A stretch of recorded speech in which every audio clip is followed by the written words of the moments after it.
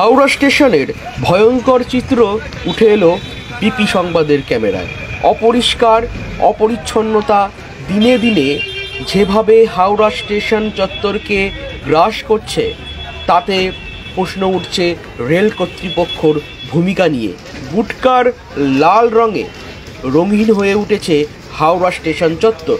প্ল্যাটফর্মের সিঁড়ি থেকে শুরু করে ফুটপাতে যে সমস্ত হকাররা হকারি করছে, তাদের অধিকাংশ বিহার অথবা ঝাড়খণ্ড কিংবা উত্তরপ্রদেশের বাসিন্দা।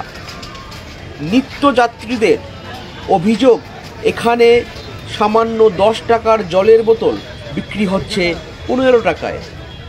যাত্রীরা প্রতিবাদ করলে ধেয়ে আসছে আক্রমণ। অধিকাংশ হকার বাংলা ভাষা বোঝেও না, বলতেও চায় না। স্বাভাবিকভাবেই প্রশ্ন উঠছে, হাওড়া স্টেশন কি পাটনা স্টেশনে রূপান্তরিত হয়েছে? আমাদের নজর থাকবে রেল কর্তৃপক্ষের দিকে। ততক্ষণ চোখ রাখুন বিপি সংবাদের পর্দায়।